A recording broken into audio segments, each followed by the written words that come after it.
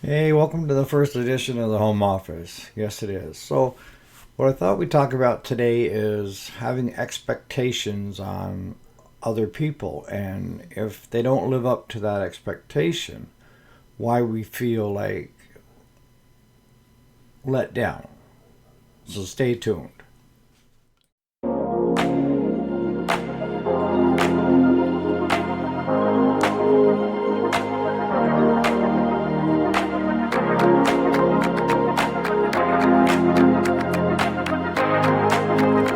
So, welcome back. So, today we're talking about expectations of the people around you, and are you coming up with what I would deem as unrealistic expectations?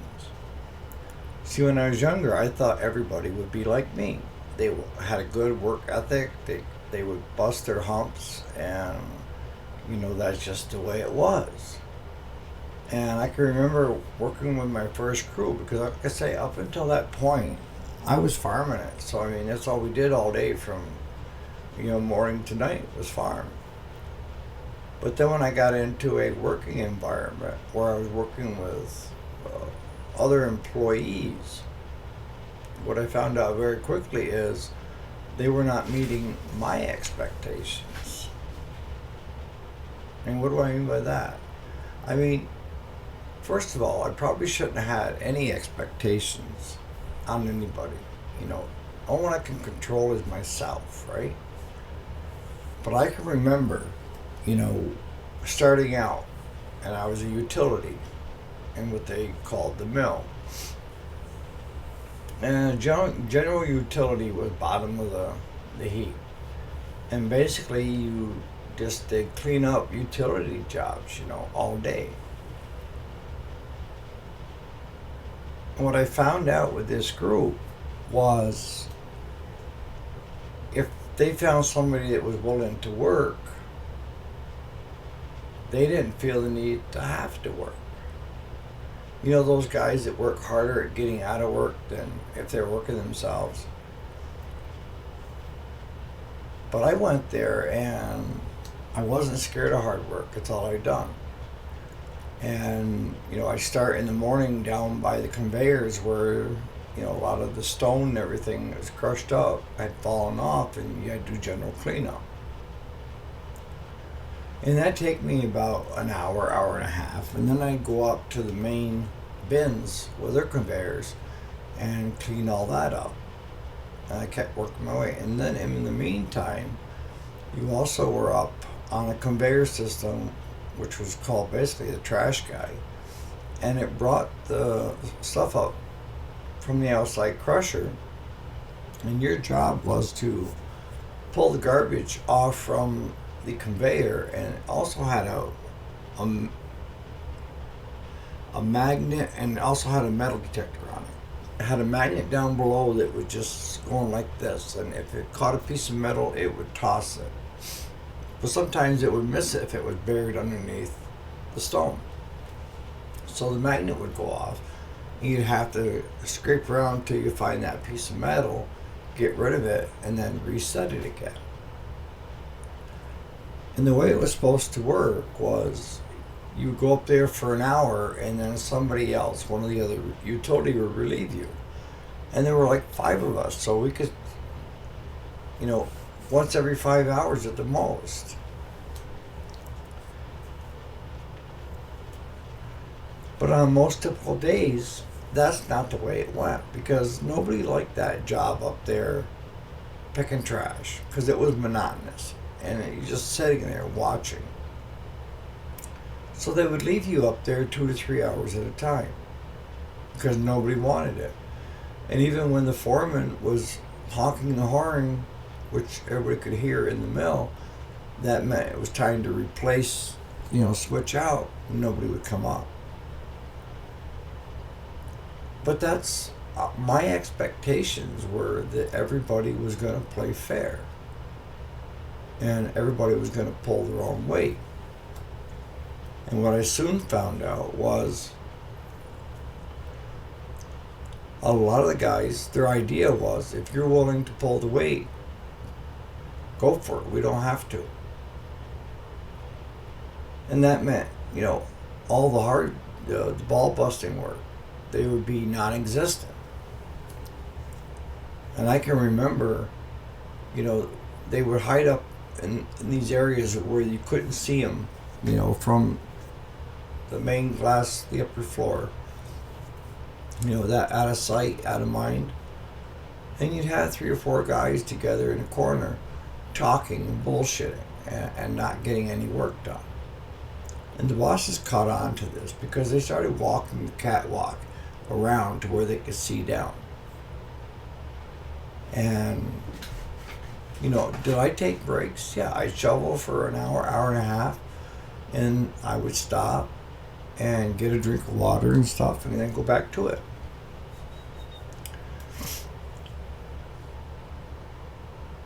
But my expectations were getting in the way of me understanding how to work within that group. See, I came in with a false sense of expectations, and the other guys let me down in that they didn't meet my expectations of, if we're supposed to do it this way and swap out and take turns, and that everybody would pull their weight. And that was not the case. So you're going to meet all kinds of people in life, and the hard thing is setting expectations. And the older I get, the more it's like, don't worry about setting expectations. Just go into it, basically, not knowing. And I guess my thought pattern on that is, well, they aren't going to be below my expectation because I have no expectation. And that was from years of figuring out that the only one I had control over was me. See, what begins to happen is when you have expectations of others and they don't meet it, you become frustrated, you become angry, and to the point I've seen people that were really good friends become not friends because the other one didn't do what the one thought they should do.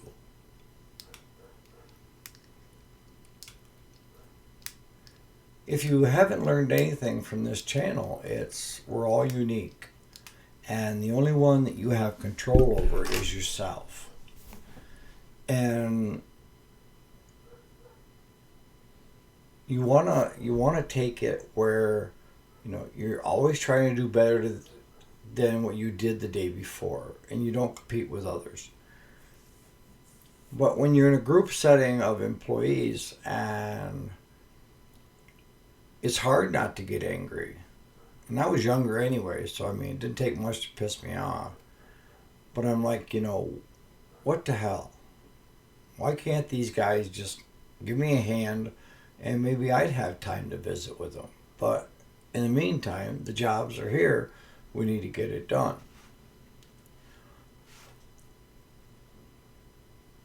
And as it's progressed and stuff, I moved up the ladder quick as far as, because I wanted to learn whatever I could learn. And that company had a policy of, if you're willing to learn, we'll teach you. And a lot of those guys were content at what they were, and that was a general utility. They didn't want any more responsibility than what they had, which is pretty much none, So a lot of those guys didn't try to get any better.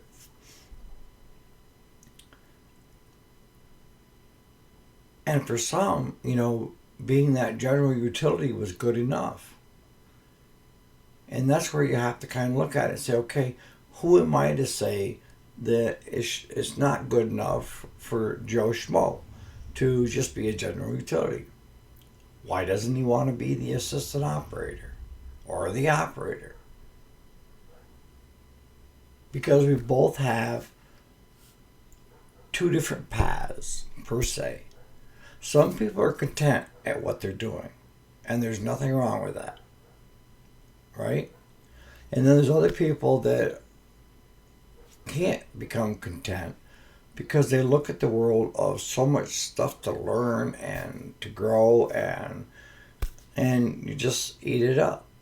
And I wouldn't call it an overachiever, but it's you're trying to do better and do better and do better.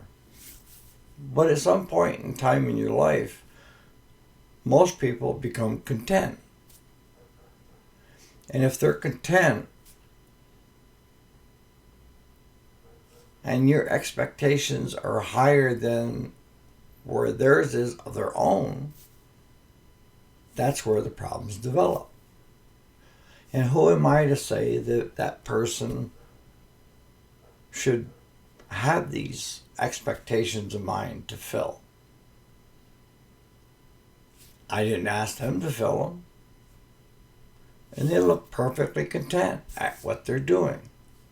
They're just, to me, it was kind of like just taking up space. But for most, it was, that's just what I want. I have no interest in learning this and learning that. I'm okay with just being me. So one thing I'm going to have to deal with is this furnace running here. And if you haven't heard the dogs yet, they each have their own bone, so they're growling at each other in between takes. But no, I mean, that's where, people say, well, they let me down. No, they didn't let you down. You had a higher expectation of them than they did themselves. And a lot of times, you don't even convey to them what your expectations are, to allow them to say, that's not me,